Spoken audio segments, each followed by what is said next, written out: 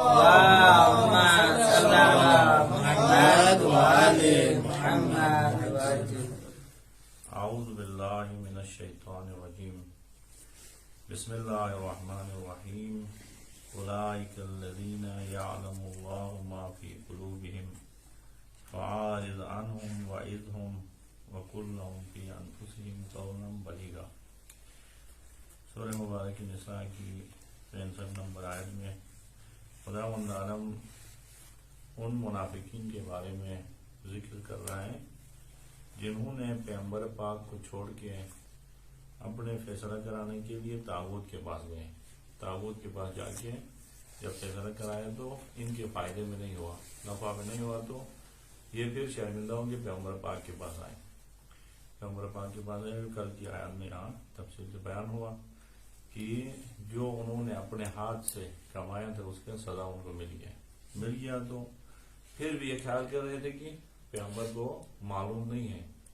اندر سے ان کے اندر نفاق تھا، باہر سے وہ ایمان کا اظہار کرتے ہوئے پیغمبر پاک کے پاس آئے تو خداوند عالم نے باقاعدہ پیغمبر پاک سے فرمایا کہ اولئک الذین یعلم اللہ ما فی قلوبہم. یہ وہ لوگ ہیں جن کے بارے میں خداوند عالم جانتا ہے کہ ان کے دلوں میں کیا ہے، یعنی دل کے اندر ایمان نہیں ہے. زبان سے آ کے آپ کو راضی کرنے کی کوشش کرتے ہیں. فاعرض عنہم، اے حبیب ان سے اعراض کریں، منہ پھیر لیں، ان کی طرف توجہ نہیں دیں. اب واپس آ کے آپ کے پاس قسمیں کھا رہے ہیں، جیسے کل کی آیت میں بیان ہے کہ یحلفون باللہ ان اردنا الا احسانا وتوفیقا. آگے کیا کہہ رہے ہیں؟ ہم نے تابوت کے ساتھ فیصلہ کرانے کے لیے گئے تو اس میں صرف ہم نے آپ کے اوپر، مومنین کے اوپر احسان کرنے کے لیے وہاں گئے تھے، تاکہ پیغمبر پاک کے پاس یعنی لوگ ادھر سے ادھر سے آتے ہیں ان کی ٹائم دیں اور ہم جا کے اپنے دوستوں کے ساتھ فیصلہ کرائیں. تو خدا فرماتے ہیں اندر سے ایمان نہیں ہے، نفاق ہے، اسی لیے ان سے دور رہیں. فاعرضہم وعظہم، لیکن آپ پیغمبر ہیں اسی لیے حجت تمام کرنے کی خاطر ان کے لیے نصیحت بھی کریں، واعظ نصیحت کرتے رہیں. ٹھیک ہے منافق آپ کو پتہ ہے، لیکن کوشش کریں کہ حجت تمام ہو جائے، ان کے اوپر نصیحت کرتے رہیں. وَقُلْ لَهُمْ فِي أَنفُسِهِمْ قَوْلًا بَلِيغًا، اور ان سے ایسے بات کریں کہ قول بلیغ ان تک پہنچ جائے. یعنی کل یہ بہانہ نہیں بنائے کہ ہمیں پتہ نہیں تھا، پورے بلاغت کے ساتھ پیغمبر پاک کو حکم دے رہا ہے کہ اچھے انداز میں ان تک بات پہنچائے، حقیقت کو پہنچا دیں. اب اس کے بعد خداوند فرماتے ہیں وَمَا أَرْسَلْنَا مِن رَسُولٍ إِلَّا لِيُطَاعَ بِإِذْنِ اللَّهِ، ہم نے کسی رسول کو نہیں بھیجا ہے الا بھیجا ہے تو اس مقصد اور ہدف کی خاطر کی لِيُطَاعَ بِإِذْنِ اللَّهِ، خدا کے اذن سے، خدا کی اجازت سے ان کی اطاعت کریں. پیغمبر پاک کو ہم نے اسی لیے بھیجا ہے کہ ان کی اطاعت ہو. اب یہ آیات سارے اطاعت کے متعلق ہیں. اطاعت کے موقع پہ آپ جا کے دوسروں سے اپنے فیصلے کرائیں، دوسروں کی اطاعت کریں تو پھر پیغمبر کس کے لیے؟ پیغمبر پاک اور تمام انبیاء کو بھیجنے کا مقصد اور ہدف یہ کہ ان کی اطاعت کریں اور اسی اطاعت کے ذریعے سے آپ سرخرو ہوں گے، نجات پائیں گے. اب خداوند فرماتے ہیں وَلَوْ أَنَّهُمْ إِذْ ظَلَمُوا أَنفُسَهُمْ، اگر یہ لوگ آپ کی امت کے لوگ اور خصوصاً یہی منافقین إِذْ ظَلَمُوا أَنفُسَهُمْ، انہوں نے ظلم کیا اپنے اوپر، نبی کو چھوڑ کے دوسروں کے ساتھ فیصلہ کرایا، ظلم کیا، یا اس کے علاوہ بھی کوئی شخص گناہ کر کے اپنے اوپر ظلم کرے تو کیا کریں؟ ان کے لیے کیا کرنا چاہیے؟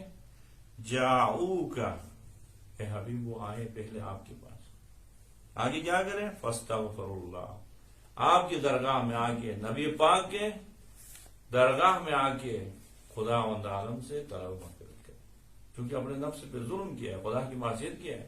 اب خداوند عالم حکم دے رہا ہے کہ پہلے نبی پاک کے پاس آئے، نبی پاک کے پاس آ کے خداوند عالم کی درگاہ میں طلب مغفرت کریں. واستغفر لهم الرسول، اور رسول بھی ان کے لیے طلب مغفرت کریں تو لوجدوا اللہ توابا رحیما، پھر اس صورت میں آپ جان لو گے کہ خداوند عالم تواب ہے، یعنی بہت زیادہ توبہ قبول کرنے والا ہے اور بہت زیادہ خداوند عالم اپنے بندوں پہ مہربان ہے. اب اس آیت میں خداوند عالم باقاعدہ طور پہ شفاعت کے بارے میں ذکر کر رہا ہے کہ گناہ انہوں نے کیے، اپنے نفس پہ ظلم کیے، لیکن خداوند عالم معاف کرنے کے لیے شرط لگا رہے کہ آپ آئیں رسول خدا کے محضر میں، رسول خدا کے بابرکت دامن کو تھام کے رسول خدا کی شفاعت مانگے، رسول خدا کے وسیلے سے آپ استغفار کریں گے تو خدا معاف کریں گے۔ دو شرط دیکھیں، صرف آپ گناہ کیے اور بیٹھ کے گھر میں بیٹھ کے توبہ کریں، خدا سے طلب مغفرت کریں، خدا مت نہیں کریں۔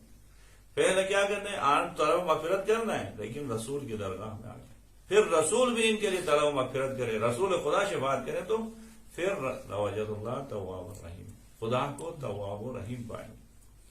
اب اس آیت سے واضح طور پہ شفاعت کے بارے میں، لیکن قرآن کریم میں کچھ آیات ہیں جن میں شفاعت کی مکمل نفی ہوئی ہے، یعنی خداوند عالم نے باقاعدہ طور پہ کہا کہ قیامت کے دن ایسا ہوگا جس میں ہر بندے کو اپنا حساب دینا، وہاں پہ کسی کا کوئی شفیع نہیں ہوگا۔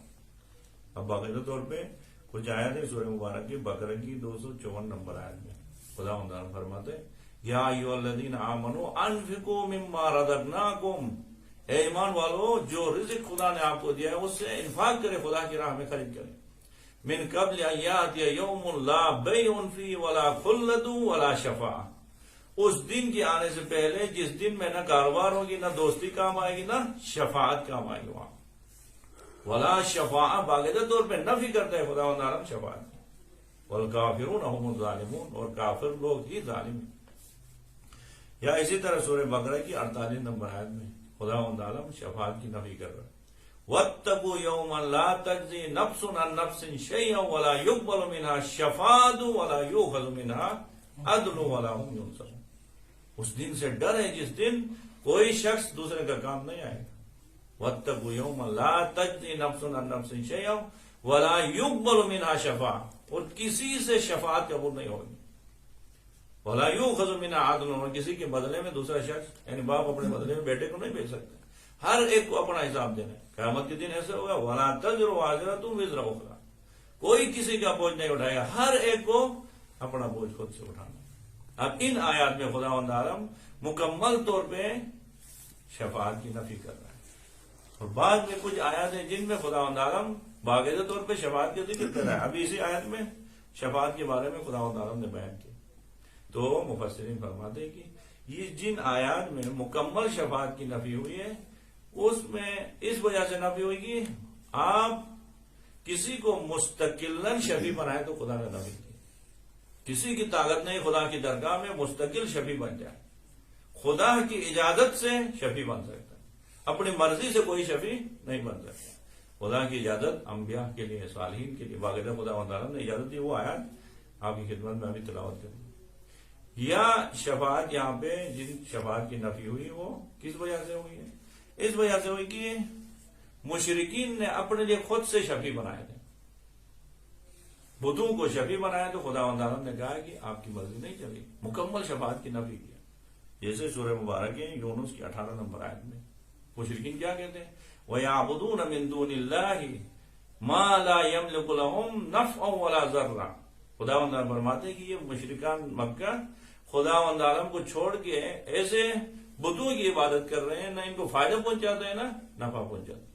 جواب میں وہ کیا کریں وَيَعْبُدُونَ مِن دُونِ اللَّهِ مَا لَا يَنفَعُهُمْ شَيْئًا وَمَا لَا يَنفَعُهُمْ نَفْعًا وَلَا ضَرًّا وَيَقُولُونَ هَٰؤُلَاءِ شُفَعَاؤُنَا عِندَ اللَّهِ، وہ کہتے ہیں کہ ہم ان بتوں کی عبادت تھوڑی کرتے ہیں، ہم تو ان کو خدا کی درگاہ میں شفیع بنائیں، کیونکہ خدا کا مقام بہت بلند ہے، خدا ہم سے بہت ہی دور ہے، ہم اسی کے ذریعے سے توجہ یہاں رکھتے ہیں اور ہوش حواس کو ایک جگہ اکٹھے کرنے کے لیے ان بتوں کی پوجا کرتے ہیں۔ خداوند عالم نے کہا کہ آپ کی مرضی تھوڑی کی، جسے مرضی آئے اس کو شفیع بنا کے ان کو خدا کی درگاہ میں لے جائے، ورنہ شفاعت کسی کی قبول نہیں ہے۔ یا سورہ مبارک زمر کی دوسری آیت میں خداوند عالم فرماتے ہیں الا للہ الدین الخالص، بے شک دین خالص خدا کے لیے، والذین اتخذوا من دونہ اولیاء ما نعبدهم الا لیقربونا الی اللہ زلفی، وہ جو خدا کے علاوہ کسی کی عبادت کر رہے ہیں وہ کیا ہے؟ حقیقت میں ان کی عبادت نہیں کرتے، وہ کیا کہتے ہیں والذین اتخذوا من دونہ اولیاء ما نعبدهم الا لیقربونا الی اللہ زلفی، وہ باقاعدہ طور پہ کہتے ہیں کہ ما نعبدهم، ہم عبادت نہیں کرتے ہیں، الا کرتے ہیں تو کیا ہے لیقربونا الی اللہ زلفی، خدا کے نزدیک قریب ہونے کے لیے ان کو ہم نے شفیع بنایا۔ اب خداوند عالم نے اسی وجہ سے شفاعت کی نفی کی آیات میں، یا یہود و نصارہ نے اپنے آپ کو خدا کے سامنے بڑے یعنی لاڈلے بنائے تھے. خدا عالم نے کہا کہ شفاعت ہر کسی کی نہیں چلے. انہوں نے جیسے سورہ مبارک کی بقرہ کی 80 نمبر آیت میں یہود کیا کہہ رہے ہیں؟ وَقَالُوا لَن تَمَسَّنَا النَّارُ إِلَّا أَيَّامًا مَّعْدُودَةً، ہمیں آگ جہنم کی ہمارے لیے حرام ہے، اگر جہنم میں ڈال بھی دیا ہمارے گناہوں کی وجہ سے تو بہت کم دنوں کے لیے. خدا عالم فوراً ان کو ٹوکتے ہیں. آپ کی کیا حیثیت ہے کہ خدا کی درگاہ میں آپ اس طرح کی باتیں کرو؟ وَقَالُوا لَن تَمَسَّنَا النَّارُ إِلَّا أَيَّامًا مَّعْدُودَةً قُلْ أَتَّخَذْتُمْ عِندَ اللَّهِ عَهْدًا، آیا خدا کی درگاہ میں آپ نے ایک عہد ایسا بنایا، ایسا آپ کا مقام ہے شفاعت کے کہ آپ اس طرح کی باتیں کرو؟ نفی کر رہے کوئی شفاعت آپ کی نہیں ہوگی. یہاں اسی طرح سورہ بقرہ کی 111 اور 112 نمبر آیت میں خدا فرماتے ہیں ان کی ایک غلط فکر تھی. وہ کیا کہتے تھے؟ خدا کے درگاہ میں ہمارا مقام ہے، ہم شفیع ہیں. وقالوا کہتے تھے لن يدخل الجنة الا من كان هودا او نصارى، کہہ رہے تھے جنت میں کوئی داخل نہیں ہو سکتا ہے سوائے یہودی اور نصارہ کے، صرف یہودی اور نصارہ جنت میں داخل ہوتے. وقالوا لن يدخل الجنة الا من كان هودا او نصارى، خدا تعالیٰ ان کی نفی کرتے ہوئے فرماتے ہیں تلک امانی، یہ آپ کی امیدیں ہیں، یہ آپ کی تمنا ہے، آپ کے لیے ایسا نہیں کہ آپ کی مرضی چلے گی. بھلا ہاں کون جائے گا جنت میں؟ بھلا من اسلم وجهه لله وهو محسن فله اجر عند الله، جو بھی ہو کسی بھی مکتب سے ہو لیکن وہ اسلام کے دائرے میں داخل ہو کے اپنے آپ کو کیا کیا؟ بھلا من اسلم وجهه لله وهو محسن، اور انہوں نے احسان کیا تو جنت میں داخل ہو. یا سورہ مبارک مائدہ کی 18 نمبر آیت میں ان کے غلط فکر کو خدا تعالیٰ نفی کرتے ہوئے فرماتے ہیں کہ وقالت اليہود والنصارى نحن ابناء اللہ واحباء، یہود و نصارہ کیا کہتے ہیں؟ ہم خدا کے بہت ہی پیارے ہیں، خدا کے لاڈلے ہیں، اور خدا کے بندے نہیں ہیں بلکہ ہم ابناء اللہ ہیں، خدا کے بیٹے ہیں. جب خدا کے بیٹے ہیں تو پھر ہمارے لیے شفاعت کا مقام ہے، ہم شفاعت کر سکتے ہیں. خدا تعالیٰ ٹوکتے ہوئے کیا کہتے ہیں؟ وقالت اليہود والنصارى نحن ابناء اللہ واحباء قل فلم يعذبكم بذنوبكم، پھر خدا تعالیٰ آپ کے اوپر آپ کے گناہوں پہ کیوں ظلم کرتا ہے، آپ کو کیوں سزا دیتا ہے؟ قل فلم يعذبكم بذنوبكم بل انتم بشر ممن خلق، بلکہ آپ لوگ خدا کے مخلوق ہیں، اگر آپ ٹھیک رہیں گے صحیح راستے پہ چلیں گے تو آپ کی نجات ہوگی، نہیں تو آپ کی کوئی شفاعت قبول نہیں ہوگی.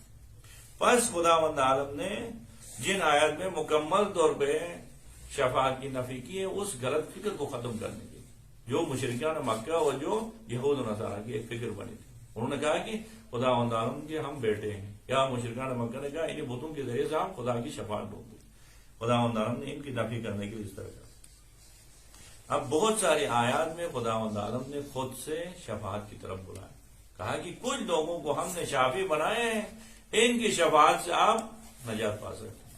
خود شفاعت کی معنی کیا ہے؟ شفاعت ہے کیا چیز؟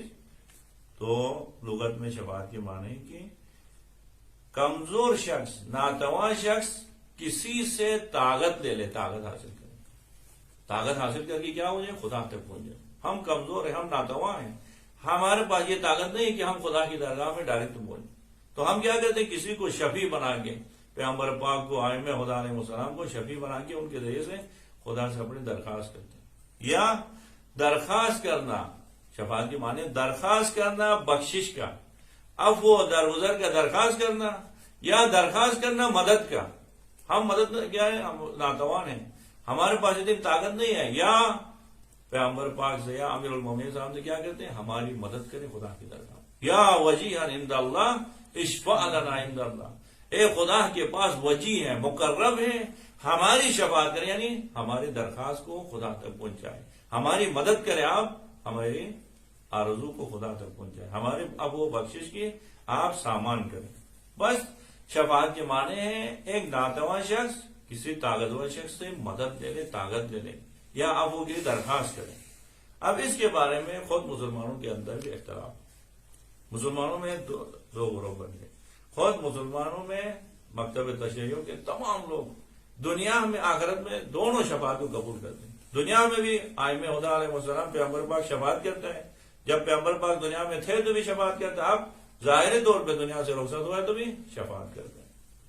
اور ائمہ خدا علیہ السلام بھی خود قرآن مجید شفاعت کرتے ہیں. اب قرآن کریم کی آیات بیان ہوں گی، اور اہل سنت کے بہت سارے بڑے مفسرین نے، فخر رازی نے اور ابن تیمیہ نے، حتیٰ محمد ابن وہاب نے جو وہابیوں کا لیڈر ہیں، انہوں نے کہا کہ پیغمبر پاک شفاعت کرتے ہیں لیکن صرف آخرت میں کرتے ہیں۔ دنیا میں اہل سنت کے بہت سارے مانتے ہیں کہ دنیا میں بھی شفاعت کرتے ہیں، لیکن وہابی صرف کہتے ہیں کہ دنیا میں کوئی کسی کی شفاعت نہیں کر سکتا۔ پیغمبر پاک چاہے دنیا میں زندہ تھے، دنیا سے ظاہری طور پر رخصت ہوئے، تو کسی صورت میں کسی کی شفاعت نہیں کر سکتے۔ وہ کہتے ہیں کہ کسی سے مانگنا شرک ہے، شفاعت کو عبادت نہیں سمجھتے بلکہ شرک سمجھتے ہیں اور اپنے طرف سے دلیلیں لاتے ہیں، جبکہ خداوند عالم قرآن مجید میں باقاعدہ طور پہ شفاعت کی ان کو اجازت دی۔ یہ دنیا میں بھی شفاعت کرتے ہیں اور آخرت میں بھی شفاعت کرتے ہیں۔ اب شفاعت کے بارے میں دیکھیں سورہ مبارک بقرہ کی 255 نمبر آیت میں، آیت الکرسی میں خداوند عالم کیا فرماتے ہیں؟ وَلَا يَشْفَعُونَ، جو کسی کی شفاعت نہیں ہوگی، وہاں پہ کیا ہے؟ شفاعت ہوگی الا بِإِذْنِهِ، خدا کے اذن سے۔ خدا کے اذن پیغمبر پاک کو حاصل ہے۔ ہم سب کو آیت الکرسی تو یاد ہے، مجھے بیان نہیں اینڈ ٹائم میں یاد نہیں رہا کیا ہے؟ وَلَا يَشْفَعُونَ اللہ لا الہ الا هو الحی القیوم لا تأخذه سنة ولا نوم له ما في السماوات وما في الارض من ذا الذی یشفع عنده الا بإذنه۔ اب خدا من ذا الذی کون ہے؟ یشفع عنده، خدا کے پاس شفاعت کرے۔ خدا منع کرتے کوئی شفاعت نہیں کر سکتے، الا ہاں کر سکتے ہیں گرو بإذنہ، خدا کی اذن جن کو عطا ہوئی ہے وہ خدا کی کیا ہے؟ درگاہ میں شفاعت کر سکتے۔ جیسے مشرکان مکے کی طرح نہیں ہر بت کو لا کے شفیع بنائے تو شفاعت کرے، نہیں، خدا نے جن کو اذن دیا ہے وہ شفاعت کریں گے۔ یا سورہ مریم کی 87 نمبر آیت میں خدا فرماتے ہیں لا یملکون الشفاعۃ الا من اذن له الرحمن ورضی له قولا، کوئی شفاعت کی ملکیت نہیں رکھتا ہے، شفاعت کی طاقت نہیں رکھتا ہے۔ لا یملکون الشفاعۃ الا من اتخذ عند الرحمن عہدا، اس طرح کی آیت ہے مریم میں، لا یشفعون الشفاعۃ، کوئی لا یملکون الشفاعۃ، شفاعت کی کسی کے پاس طاقت و توانائی نہیں ہے، الا ہاں ایک گروہ کے پاس ہے، کن کے پاس ہے؟ لا یملکون الشفاعۃ الا من اتخذ عند الرحمن عہدا، رحمان کے پاس، پروردگار کے پاس ان کا ایک عہدہ ہے، مقام ہے، اس مقام اور عہدے کے ذریعے سے یہ شفاعت کرے۔ یا سورہ طٰہٰ کی 109 نمبر آیت میں خدا عالم شفاعت کے بارے میں فرماتے ہیں قیامت کے دن کیا ہوگا؟ یومئذ لا تنفع الشفاعۃ الا من رضی له القول، قیامت کے دن کیا ہوگا؟ یومئذ لا تنفع الشفاعۃ، کسی کو شفاعت فائدہ نہیں دے گی، لیکن ہاں آگے استثناء کرتے ہیں یومئذ لا تنفع الشفاعۃ الا من اذن له الرحمن ورضی له قولا، الا ہاں جن سے رحمان راضی ہیں اور ان کی بات خدا کو قابل قبول ہے، پیغمبر اور پیغمبر کے آل ہیں، یہ شفاعت کر سکتے ہیں۔ ان کے بارے میں اس طرح باقاعدہ بیان ہوا ہے۔ اب شافعی کے بارے میں چونکہ وہابیت نے یہ شبہ ڈال دیا کہ خدا کے علاوہ کسی سے مانگنا شرک ہے، کہا تو ہم نے شفاعت کے بارے میں ہمارے ذہن میں شبہ ہے اور شفاعت کے بارے میں بہت ہی پریشان ہوتے ہیں، وحشتناک ہوتے ہیں، حالانکہ خدا فرماتے یہ دنیا سبب و اسباب کی ہے، یہاں پہ صرف اچھے نیک لوگ شفاعت کریں، ایسا نہیں، اسی دنیا میں برے بھی شفاعت کرتے، اچھے بھی شفاعت کرتے ہیں، برے باقاعدہ طور پہ شفاعت کرتے ہیں۔ سورہ نساء میں، اسی مبارک سورہ میں جس کی ہم یہاں پہ تفسیر کر رہے ہیں، اس میں کیا کہہ رہے ہیں خداوند عالم باقاعدہ طور پہ فرماتے ہیں من یشفع شفاعتا حسنتا یکن لہ نصیب منہا، اچھے لوگ بھی شفاعت کرتے ہیں، فرماتے ہیں من یشفع شفاعتا حسنتا، جو بھی شفاعت کرے اچھے کام کی طرف شفاعت کریں، نیک کام کی طرف بلائیں تو یکن لہ نصیب منہا، اس سے باقاعدہ اس کے لیے ایک حصہ ملتا ہے، وہ شفاعت کے اس کو اجر ملتا ہے، پاداش ملتا ہے۔ ومن یشفع شفاعتا سیئتا یکن لہ کفل منہا، اور جو شفاعت دیتے ہیں برے کاموں میں، شافی بن کے طاقت دیتے ہیں، برے کام میں اس کو آگے بجاتے ہیں۔ شفاعت کے معنی کیا ہوگا؟ یعنی کمزور کو طاقتور بناتے، گناہ کے راستے میں اس کو طاقت و تقویت دیتے، آگے بڑھاتے تو خداوند عالم فرماتے ہیں یکن لہ کفل منہا، اس کے لیے بھی باقاعدہ طور پہ حصہ موجود ہے۔ اور کل قیامت کے دن میں، یہ سورہ مبارک نساء کی 84 نمبر آیت میں، اور کل قیامت کے دن میں کیا ہوگا؟ اچھے طریقے سے جس نے شفاعت کیا ہے وہ اچھے لوگوں کے ساتھ جائیں، برے شفاعت کر کے برے کاموں پہ لیں گے وہ بھی اسی کے ساتھ جائے گا۔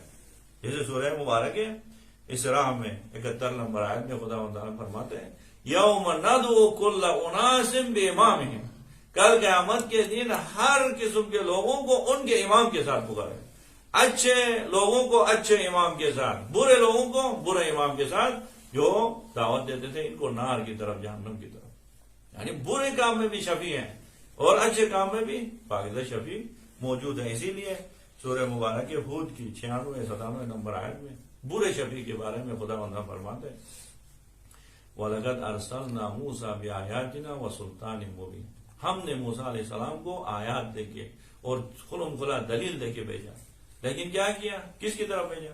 وَلَقَدْ أَرْسَلْنَا مُوسَىٰ بِآيَاتِنَا وَسُلْطَانٍ مُبِينٍ إِلَىٰ فِرْعَوْنَ وَمَلَئِهِ، فرعون اور ان کے کارندوں کی طرف، فَاتَّبَعُوا أَمْرَ فِرْعَوْنَ وَمَا أَمْرُ فِرْعَوْنَ بِرَشِيدٍ، انہوں نے موسیٰ کو چھوڑ کے اتباع کی فرعون کی، وما امر فرعون برشید، فرعون کا کام اور فرعون کی باتیں حق اور حقیقت تک پہنچانے والے نہیں تھے۔ اب ان کی اتباع کی تو گویا ان کا شافی فرعون بن گیا، موسیٰ نہیں بن گیا۔ اب فرعون شافی بن گیا تو ان کو کہاں لے جا رہے ہیں؟ جہنم کی طرف۔ بتا رہے ہیں کہ سورہ ہود کی 98 نمبر آیت میں یکدم قومہ یوم القیامہ فاوردہم النار وبئس الورد المورود، یکدم قومہ، فرعون اپنے قوم میں آگے آگے ہوں گے شافی بن کے ان کو جہنم کی طرف لے جانا، اور ادھر سے جو نیک بندے ہیں ان کے لیے اپنے زمانے کے امام جنت کی طرف جاتے ہوئے آگے آگے ہوں گے۔ یعنی شفاعت کا تصور بہت ہی واضح چیز ہے، اچھے کام میں برے کام میں باقاعدہ طور پہ شفیع موجود ہیں، لیکن چونکہ ان کے دلوں میں ایمان نہیں ہے، یہ برداشت نہیں کر سکتے کوئی جا کے پیغمبر پاک کے مرکز مطہر میں جا کے آج دعا مانگے تو ان کو روکنے کے لیے، اس ضد اور عناد کو دور کرنے کے لیے کیا کیا؟ شرک کے بہانے نکال دی، ورنہ واضح طور پہ اچھے کاموں پہ اچھے بندہ شفاعت کرتے، برے کاموں پہ برے لوگ شفاعت کر کے آگے لے جاتے۔ اور یہ لوگ کہتے ہیں کہ خداوند عالم کے علاوہ دنیا میں کسی کو پکارنا، حتی اتنے خبیث ذہنیت کے لوگ ہیں یا محمد کہنا شرک سمجھتے ہیں یا نہیں کہ وہ کہتے ہیں، جبکہ قرآن مجید میں دیکھیں خداوند عالم خود سے کہہ رہے ہیں کہ شفاعت طلب کرے، آپ نے گناہ کیے تو آئے رسول کے پاس، اور اسی دنیا میں شفاعت کے لیے دیکھیں سورہ مبارک یوسف کی 97 نمبر آیت 98 نمبر آیت، جب حضرت یوسف علیہ السلام کے بھائیوں نے اتنا بڑا ظلم کیا یوسف کے اوپر، یوسف کو لے جا کے کنویں میں ڈال دیا، 40 سال بعد پشیمان ہو گئے، یوسف کو عزیز مصر پایا، تو آگے کیا ہو گئے؟ قرآن کریم کی آیت ہے، آگے سب نے بھائیوں نے اپنی خطا پہ پشیمان ہوتے ہوئے حضرت یعقوب نبی اللہ کے پاس آئے، کیا کہہ رہے ہیں؟ قالوا یا ابانا استغفر لنا ذنوبنا انا كنا خاطئین، اے بابا ہمارے گناہوں پہ آپ طلب مغفرت کریں، بے شک ہم خطا کاروں میں سے۔ ہم حضرت یعقوب نبی اللہ ہیں، وہ نہیں کہہ رہے آپ شرک کر رہے ہیں، مجھ سے کیا کر رہے ہیں، خطا کیے تو خدا سے مانگے، نہیں کہہ رہے، کیا کہتے ہیں؟ قال سوف استغفر لكم ربی انہ هو الغفور الرحیم، میں قریب آپ کے لیے طلب مغفرت کروں گا، میرا رب جو ہے وہ غفور الرحیم ہے، آپ کو بخش لے گا۔ امید دلا رہے ہیں ان کو، نبی پاک کے پاس آئے، شفاعت طلب کر رہے ہیں، اور نبی پاک کہہ رہے ہیں کہ میں آپ کی شفاعت کے لیے دعا مانگوں، اور خود نبی پاک بھی شفاعت ڈھونڈ رہے ہیں، انہوں نے شفاعت کر کے نبی کے پاس آئے، نبی بھی ایک چیز کو شفیع بناتے ہیں، نبی نے فوراً نہیں کہا خدا ان کو بخش دیں، قال سوف استغفر لكم ربی، کہا کہ میں عنقریب آپ کے لیے طلب مغفرت کروں گا۔ یعنی کہ کیوں عنقریب کہا حضرت یعقوب پیغمبر نے کہا کہ جمعے کی رات آ گئے، شب جمعہ مغفرت کی رات ہے، شب جمعہ اس وقت کو توسل کرتے ہیں، اس وقت کو شفیع بناتا ہے، یعنی وقت کا اثر ہے، مکان کا، زمین کا، زمان کا اثر ہے، یہ سارے شفیع آپ قوم میں آ کے حضرت معصومہ صلی اللہ علیہ آ کے حرم میں جاتے ہیں، حرم کے مقام ہے، عظمت ہے، وہ شفیع ہے۔ اور اسی طرح شب جمعہ کے دن یا شب قدر کی رات کو ہم جب مانگتے ہیں، یہ باقاعدہ شفیع ہے، یہ سلسلہ ایسا ہے۔ اور حتیٰ جو حضرت موسیٰ علیہ السلام کی قوم میں مشرک تھے، مشرک ہوتے ہیں، ان کو حضرت موسیٰ کے مقام کا پتہ تھا، لیکن یہ سارے کلمہ وہ ہیں جنہوں نے اس وقت خانہ کعبہ کو اور جنہوں نے مدینہ الرسول کو کیا کہ اجاڑ کے رکھا ہے، ان کے اتنے خبیث ذہن ہے، وہ کیا کہتے ہیں رسول تو خدا نے کرنا وفات ہوئی چلے گئے۔ اب دیکھیں سورہ مبارک ہے اعراف کی 134 نمبر آیت، جب دیکھا حضرت موسیٰ علیہ السلام کی قوم کے اوپر مصیبت آ گئی، بلا آ گئی، فارسلنا علیہم الطوفان والجراد والقمل والضفادع والدم آیات مفصلات فاستكبروا وكانوا قوما مجرمين. 5 چیز ان کے عظیم عذاب ان کے اوپر آ گئے تو انہوں نے کیا کیا؟ خدا کی درگاہ میں توبہ مغفرت استغفار نہیں کیا. فوراً آئے موسیٰ کے پاس، موسیٰ کو ابھی تک قبول نہیں کرے، پھر بھی موسیٰ کے مقام کو جانتے ہیں، شفاعت کو سمجھتے ہیں. آگے کیا کہا؟ قالوا یا موسیٰ ادع لنا ربک بما عہد عندک. اے موسیٰ ہمارے لیے آپ دعا کریں. دیکھیے اسی دنیا میں قالوا، آگے کیا کہ قالوا یا موسیٰ ادع لنا ربک بما عہد عندک. آپ ہمارے لیے دعا کریں کس وجہ سے؟ بما عہد عندک، آپ کا خدا کے پاس جو عہدہ مقام ہے اس کے ذریعے. یہ شفاعت انسان کی فطری عمل ہے. کسی کمزور بندہ طاقتور سے مدد مانگتا ہے. تب انہوں نے دیکھا اس عذاب کو دور کرنے کے لیے ہم موسیٰ سے ہی مدد طلب کر سکتے ہیں، موسیٰ کی درگاہ میں جا کے شفاعت طلب کر سکتے ہیں. اور اس کے علاوہ باقاعدہ طور پہ خدا تعالیٰ سورہ مبارک مائدہ کی 35 نمبر آیت میں اعلان کر رہے کہ آپ لوگ کبھی بھی نجات نہیں پا سکتے ہو، فلاح یافتہ نہیں ہو سکتے ہو جب تک آپ یہ 3 کام نہیں کریں. وہ 3 کام کیا ہے؟ یا ایھا الذین آمنوا اتقوا اللہ، اے ایمان والو تقوی اختیار کرو. دوسری بات وابتغوا الیہ الوسیلہ، اور خدا تک پہنچنے کے لیے وسیلے ڈھونڈ لو. جو وسیلے ہم نے رکھے ان کے ذریعے سے خدا تک پہنچو. وجاہدوا فی سبیلہ، اور خدا کی راہ میں جہاد کرو، کوشش کرو. اگر یہ 3 کام کرو گے تو کیا ہوگا؟ لعلکم تفلحون، آپ فلاح یافتہ ہو سکتے ہو، کامیاب ہو سکتے ہو. بس خدا کی راہ میں صرف انسان ڈائریکٹ بھی پہنچ سکتا ہے، یعنی ایسا نہیں کہ خدا کے پاس ڈائریکٹ نہیں پہنچے. ہر بندے کو خدا کریم ہے، خدا رحیم ہے، لیکن شفیع کے ذریعے سے پہنچنا بہت ہی آسان ہوتا ہے. اسی لیے امیر المومنین السلام حکمت نمبر 63 میں فرماتے الشفیع جناح الطالب. شفیع جو شخص شفاعت کرتے ہیں وہ طالب شخص کے لیے، کمزور شخص کے لیے کیا ہے؟ پروں کے مانند ہیں. اس کے پاس پر ہو تو جلدی پہنچتا ہے. الشفیع جناح الطالب، یعنی طالب یعنی ضعیف شخص کے لیے شفیع پروں کے مانند اس کو جلدی پہنچا دیتا ہے خدا کی درگاہ. اور پیغمبر پاک کے پاس شفاعت کی قسم مقام ہے. تمام مفسرین نے اس پہ اجماع کیا ہے کہ پیغمبر پاک کے پاس شفاعت کا مقام ہے. سورہ مبارک اسراء کی 78 نمبر آیت میں 69 نمبر آیت میں خدا تعالیٰ کیا فرماتے ہیں؟ وَمِنَ اللَّيْلِ فَتَحَجَّدْ بِهِ نَافِلَةً لَكَ. اے میرے حبیب رات کے آدھے پہر میں آپ اٹھ کے نماز تہجد پڑھیں. نافلۃ لک، یہ نماز تہجد آپ کے لیے ہی خاص ہے، یہ تحفہ الہی آپ کے لیے. آپ کیوں پڑھیں نماز تہجد؟ نماز تہجد پڑھنے کے مقصد بیان کر رہے کہ وَمِنَ اللَّيْلِ فَتَحَجَّدْ بِهِ نَافِلَةً لَكَ عَسَىٰ أَن يَبْعَثَكَ رَبُّكَ مَقَامًا مَحْمُودًا، تاکہ نماز شب کے ذریعے سے، نماز تہجد کے ذریعے سے آپ کا رب آپ کو مقام محمود تک پہنچائے. مقام محمود تمام مفسرین نے کہا کہ مقام شفاعت ہے. خدا تعالیٰ نے پیغمبر پاک کو شفاعت کے لیے خاص کیا ہے. اور خود پیغمبر پاک فرماتے کہ انا اول شافع و مشفع، میں قیامت کے دن سب سے پہلا شافع ہوں گا اور میری شفاعت بھی خدا کی درگاہ میں قبول ہونے والی ہے. اور اس کے علاوہ خدا تعالیٰ باقاعدہ طور پہ سورہ ضحیٰ میں فرما دے گی اے حبیب آپ پریشان نہیں ہو جائے، آپ کا رب آپ کو اتنا دے گا کہ وَلَسَوْفَ يُؤْتِيكَ رَبُّكَ فَتَرْضَىٰ. اے حبیب آپ کو آپ کا رب اتنا نوازے گا کہ آپ جب تک راضی نہیں ہوں گے خدا دیتا رہے گا. اب امام جعفر صادق علیہ السلام فرماتے ہیں کہ ہمارے جد بزرگوار پیغمبر پاک اس وقت تک راضی نہیں ہوں گے خدا سے جب تک ہر موحد کو جنت میں نہیں پہنچائے. جہنم سے ہر موحد کو جو شرک سے پاک ہو کے دنیا سے گیا اس کو شفاعت کر کے جنت میں لے جائے. پیغمبر پاک خود فرماتے کہ میں نے اپنی شفاعت کو ذخیرہ کر کے رکھا ہے اپنے امت کے ان گناہوں پہ مبتلا، گناہ کبیرہ پہ مبتلا لوگوں کے لیے. شرک کے علاوہ گناہ کبیرہ پہ مبتلا ہوئے تو ایمان کے ساتھ دنیا سے گئے تو میں اپنی شفاعت کے ذریعے سے ان کو جہنم سے آزاد کر کے جنت میں پہنچاؤں. اور پیغمبر پاک حتیٰ یہ وہابیت تو دیکھو ان مرحوم لوگوں نے کیسے گندی ذہنیت کے وہ لوگ ہوں گے. باقاعدہ کتاب حلبی خود سے ایک راوی ہے، کتاب سیرت الحلبیہ میں واقعہ نقل کرتے ہیں، عجیب واقعہ ہے. کہہ رہے ہیں کہ طبی ابن حسان حمیری ایک شخص ہیں، انہوں نے ایک خط لکھا ہے پیغمبر پاک کے نام.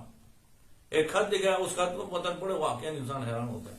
کتاب میں نام آپ کو دیا، کتاب ہے سیرت الحلبیہ میں حلبی روایت کر رہے ہیں تبھی ابن حسان ہے، ہم یہی شخص نے خط لکھا ہے پیغمبر پاک کے نام، پیغمبر پاک سے کہہ رہے ہیں کہ میرے ماں باپ آپ پہ خدا ہو، آپ کا مقام، آپ کی عظمت، کیا کہنا آپ کی عظمت کا، آپ کے مقام کا، لیکن کیا کروں، ابھی تک میں آپ کی تلاش میں ہوں، آپ کو ڈھونڈ رہا ہوں، لیکن آپ ابھی تک دنیا میں نہیں آئے، لیکن جب بھی دنیا میں آئیں گے تو میرا یہ نامہ، میرا خط آپ تک پہنچ جائے۔ پیغمبر پاک کے مدح و ثنا کیا اور پیغمبر پاک پہ ایمان کا اعلان کیا، کرنے کے بعد فرماتے ہیں کہ اے میرے حبیب، اے میرے سر کے تاج، میرا یہ خط آپ تک پہنچ جائے تو کل قیامت کے دن میری شفاعت کرنا۔ یہ خط راوی کہہ رہا ہے کہ جب پیغمبر پاک مکے سے ہجرت کر کے مدینے جا رہے تھے، راستے میں آگے ایک شخص نے جا کے پیغمبر پاک کے ہاتھ میں دے دیا۔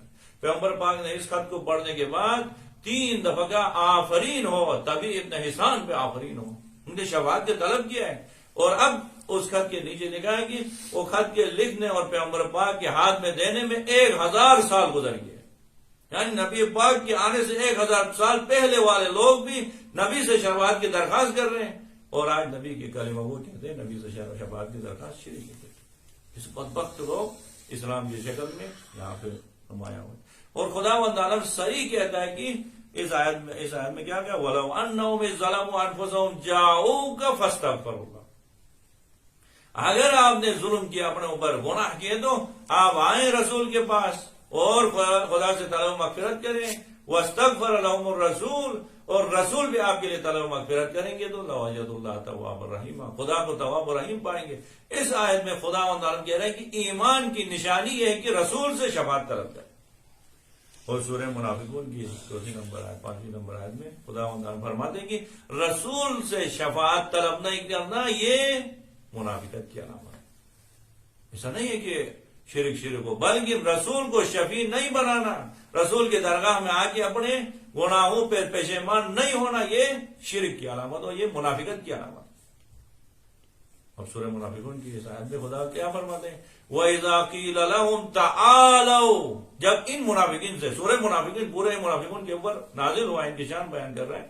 اب منافقین کی علامت کیا ہے، وَإِذَا قِيلَ لَهُمْ، جب ان منافقین سے کہا جاتا ہے تَعَالَوْا يَسْتَغْفِرْ لَكُمْ رَسُولُ اللَّهِ، آئیں رسول خدا آپ کے لیے طلب مغفرت کریں، رسول خدا کی محضر میں آئیں، خود رسول خدا آپ کے لیے طلب مغفرت کریں، تو جن کے دل میں نفاق ہے، یہ رسول کو قبول نہیں کرتے، اس لیے کیا کرتے، لَوَّوْا رُؤُوسَهُمْ، منہ پھیر کے چلے جاتے، لَوَّوْا رُؤُوسَهُمْ وَرَأَيْتَهُمْ يَصُدُّونَ وَهُمْ مُسْتَكْبِرُونَ، اے حبیب آپ دیکھ رہے ہو کہ یہ آپ کے راستے سے، حق کے راستے سے روکتے رہیں گے اور یہ لوگ تکبر میں مبتلا ہیں، یہ رسول کی درگاہ میں آ کے تواضع کے ساتھ رسول کو شافی بنانے کے تیار نہیں ہے۔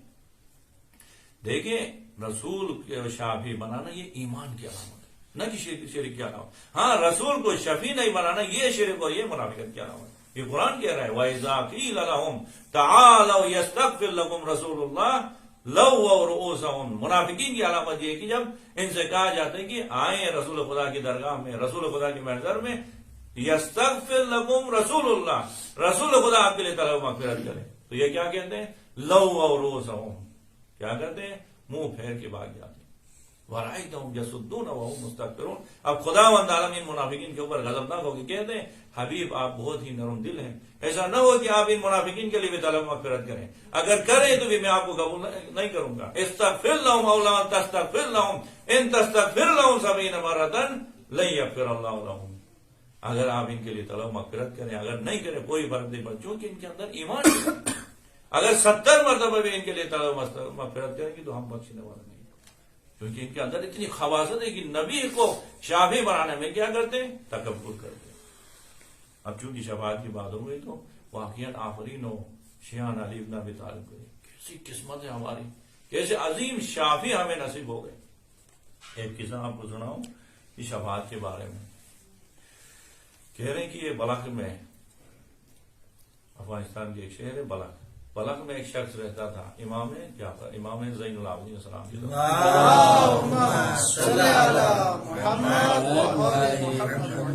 امام سید الساجدین علیہ السلام کے زمانے میں امام کے ساتھ ان کی بہت زیادہ محبت تھی، الفت تھی۔ اب گھر میں اپنی اہلیہ کو، اپنی بیوی کو کہہ رہا تھا کہ مدینے میں میرا ایک دوست ہے، اس کو نہیں سمجھا سکتا، مقام شفاعت، مقام امامت آسان نہیں سمجھانا، اب ماشاءاللہ ہم 1400 سال گزرنے کے بعد امام کو اتنی جلدی میں سمجھتے ہیں، ورنہ امام حاضر و ناظر ہوتے ہیں ہمارے اعمال پہ، امام خدا کی طرف سے ہمارے اوپر واجب الطاعہ ہے. اس طرح سمجھنا بہت سخت تھا اس زمانے. ہر طرف بڑوں میاں کے افکار تھے، فکر تھے، وہاں پہ ہر بات میں شرک کہنے پہ کیسے اس طرح کا عقیدہ لوگوں تک پہنچ جاتا. تو بہرحال بلکہ کیا کر رہا تھا، اپنے بیوی کو سمجھا رہا تھا کہ مدینے میں ہمارا ایک دوست، اب جب بھی جاتا تھا حج کے لیے تو کیا کہتا تھا، بیوی سے کہتا تھا کہ میں جاؤں گا حج کے لیے اور اس کے بعد اس دوست سے ملاقات کر کے آنا ہے، اور جب دوست کے پاس جانا ہے تو میں کچھ تحفہ لے کے جاؤں گا. سال بھر کیا کرتا تھا، اپنے حیثیت کے مطابق اپنے زمین سے جو کچھ آتا تھا اس سے بہترین انار، بہترین جو انگور ہیں ان کو اکٹھا کرتا تھا، ان کو رکھتا تھا محفوظ کر کے. بیوی سے کہتا تھا کہ میں ان کو لے کے جاؤں گا مدینے میں اپنے دوست کے پاس. اور جب بھی جاتے تھے مدینے میں امام ہے زین العابدین علیہ السلام کی خدمت میں حاضر ہوتے تھے اور اپنے طرف سے تحفہ پیش کرتے تھے. ایک دن جب مدینے سے واپس آئے تو دیکھیے امام کیا ہوتے ہیں، کس ہستی کو ہم نے شفیع بنایا، کیسے ہمارے پاس خداوند عالم کی طرف سے عظیم ہستیاں موجود ہیں شفاعت کے لیے. ایک دفعہ واپس آیا بلخی مدینے سے بلخ میں، تو ان کی بیوی نے کہا کہ آپ ہر وقت تنگ دستی کی حالت میں، کچھ نہیں ہے گھر میں، اس کے باوجود ادھر سے جو ملتے ہیں اس کو لے کے جاتے ہیں مدینے میں اپنے دوست کے پاس. وہ ایک ایسا دوست ہے آپ کا کہ آپ تو لے کے جاتے ہیں، ادھر سے آپ کے دوست کی طرف سے کوئی تحفہ نہیں آ رہا. دوستی کا تقاضا تو یہ ہے کہ ان کی طرف سے بھی کوئی تحفہ مل جائے. یہ کہنا تھا.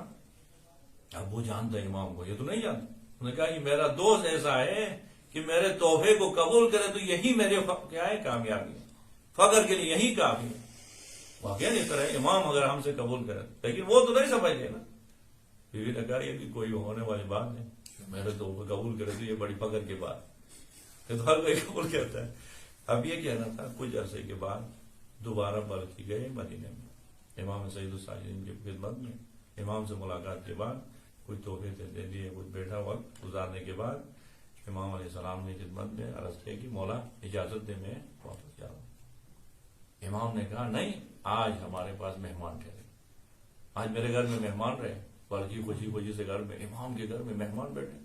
جب رات کے وقت کھانے کا وقت آیا، کھانے کے وقت امام علیہ السلام نے وہ ظرف لایا تاکہ کہا کہ بلکہ ہاتھ دھوئے آپ کو کھانا پیش کریں. انہوں نے کہا مولا ممکن نہیں ہے، آپ زمانے کے امام حجت خدا، آپ ہم میرے ہاتھ دھلوائیں، یہ ممکن نہیں ہے، میں آپ کے ہاتھ دھلاؤں. اٹھے اپنے جگہ سے. انہوں نے امام نے کہا نہیں آپ ہمارے مہمان ہیں. کہا نہیں جو بھی ہو آپ امام وقت ہیں، ممکن نہیں ہے. بلکہ نے کیا کیا، ضرب اٹھایا اور امام علیہ السلام کے ہاتھوں پہ، مبارک ہاتھوں پہ پانی ڈالا. اب جب ہاتھوں پہ پانی ڈالا امام نے ہاتھ دھوئے اور ہاتھ کے پانی گیا نیچے برتن میں. امام نے کہا بلکہ دیکھو اس برتن میں کیا دیکھو. انہوں نے کہا مولا سونا دیکھ رہا ہوں. امام کے مبارک ہاتھوں سے پانی گیا نیچے اور سونا بن گیا. بلکہ دوبارہ پانی ڈالیں، پانی ڈال دیا. دیکھو بلکہ کیا دیکھ رہا ہوں. کہا مولا چاندی دیکھ رہا ہوں.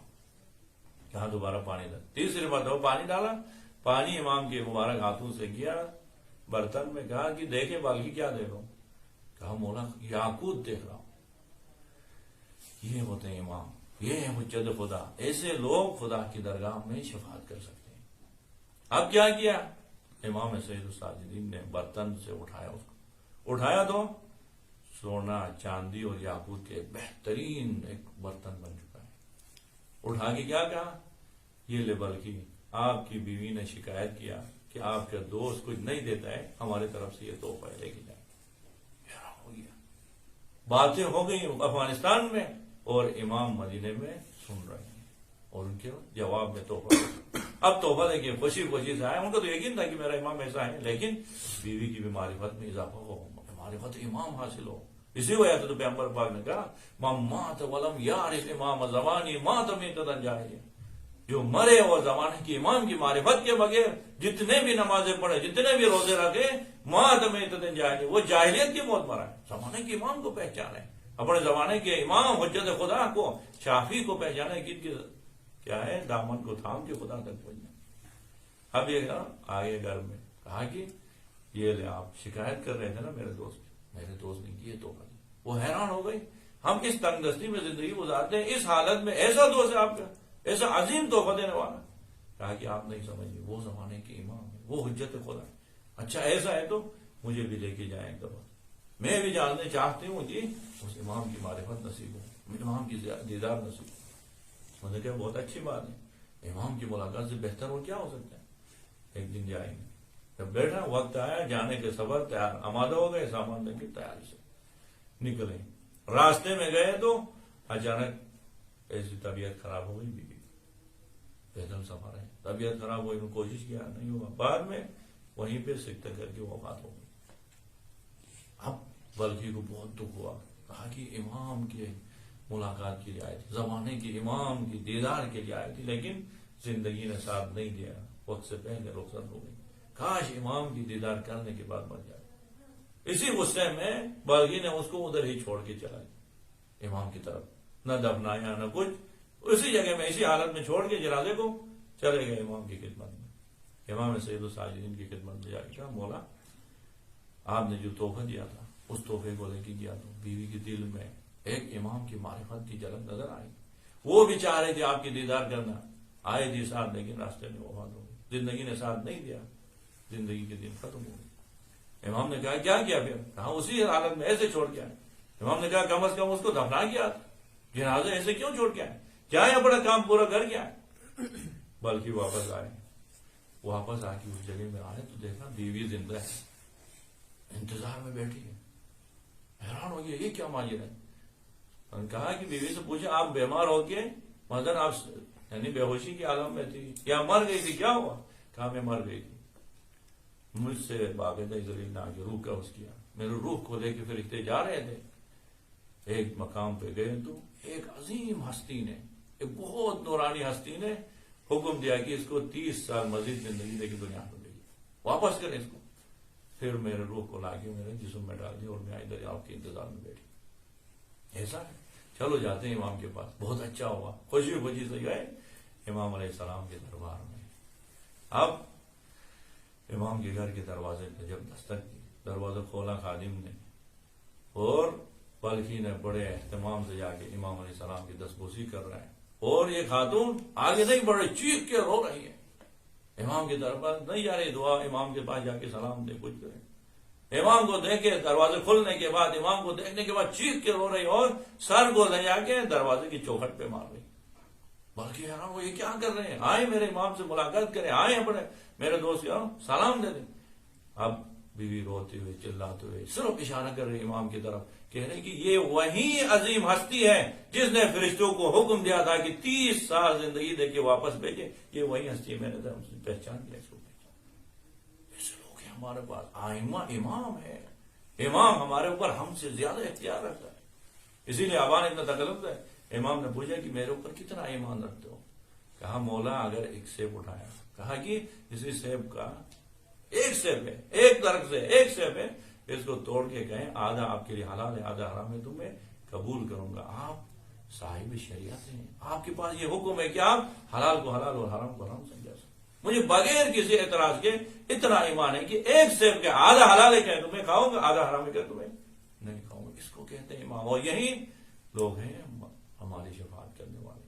جب باتیں ہوتی ہیں بلک میں، مدینے میں وہ سنتے ہیں، جب ہاتھ پہ پانی ڈالتے ہیں تو سونا بنتا ہے.